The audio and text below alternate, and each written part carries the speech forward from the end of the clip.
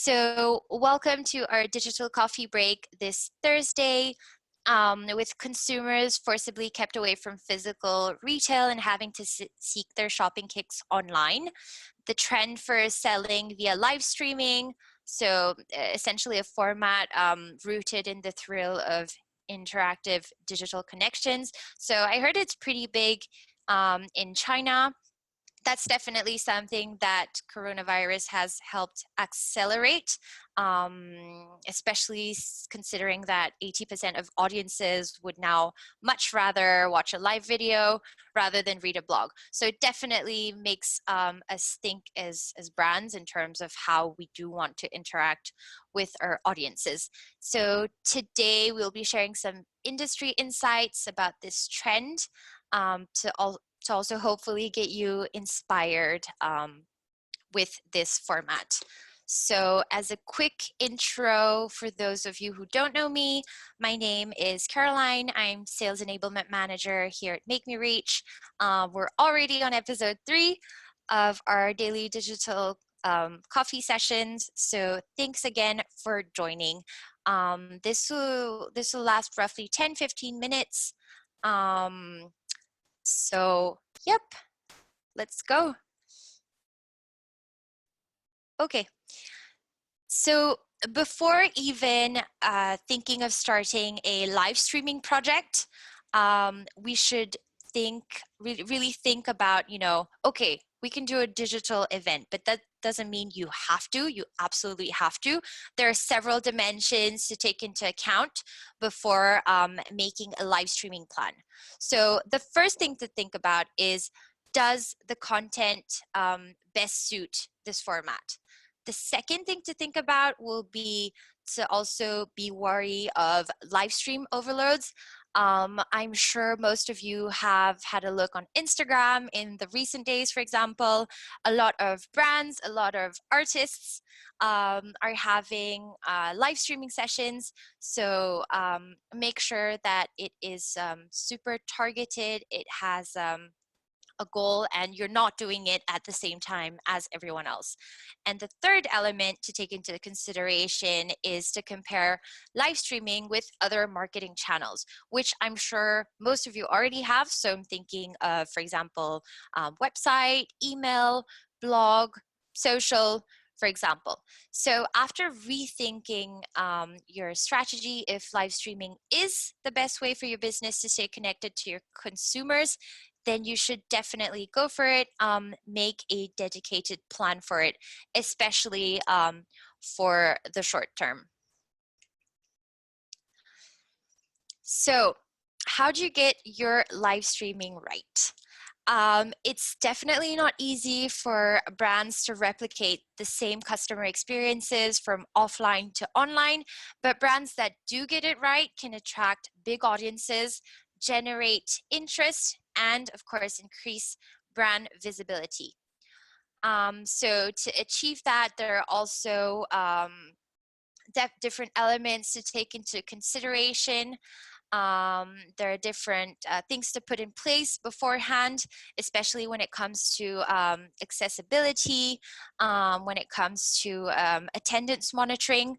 So a few tips would be to develop a virtual marketing strategy that does align with your goals. Make sure that the digital tools and formats that you're choosing are high quality and do convey the best message that you can. And of course, always adopt a storytelling approach to make sure that attendees are highly engaged, tuned in, and ready to hear your message.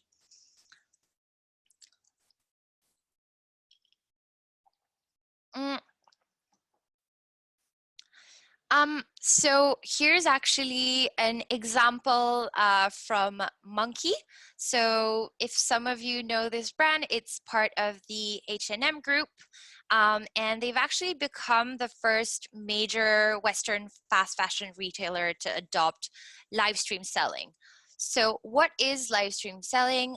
They did the Buy From broadcast where across 19 different territories across Asia and Europe, people in monkey stores were broadcasting, so their staff were actually animating these live sessions, and to view and potentially buy, fans could follow the live stream, um, give give staff some feedback on what they wanted to see, the different products that they wanted to see tried on. So it was sort of a virtual fashion show where people were able to even, hover over the product on screen, see some details, add them to the basket. So definitely a super interesting experience. I'm guessing I didn't take part in it, but kind of wish I had. It sounds really, really cool. Do note that it is necessary to leave the video to reach checkout. So that's something to take into consideration. However, and some of your fans may have missed it, they can also replay the video as well as buy the elements that they're interested in. So do keep in mind that this is a highly interactive format, so viewers were definitely able to interact with staff, instructing them to try on, showcase specific products, and they could also chat all together as a community via the live stream messaging, which some of you may have seen before. Actually, I'm curious to know, have any of you joined any live streams on social? If you have, let me know in the comments. I know I have the other day when James Blake went live. It was really good. So curious to know about you guys.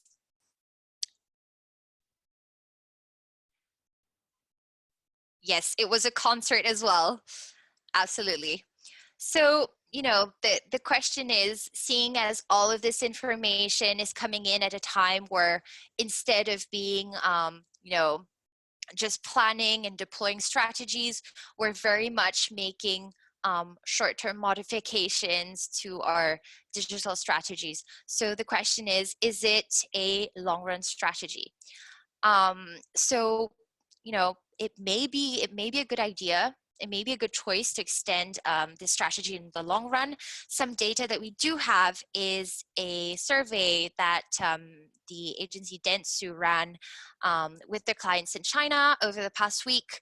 So they collected the answer from clients and client leaders to get also more nuanced understanding of how these businesses are responding to COVID-19. So of course, with people spending more and more time at home, brands have definitely responded by shifting spend from offline to online. So that's definitely something that's here for now in the short and medium term. However, most brands aren't making long run changes to their strategy. It's mostly for the short and medium term, where they're incorporating sort of different ways to interact with their consumers. Maybe that's something that we will see more of. Hopefully, I know that I'd be super excited to see more brands live stream and interact, because that is very now.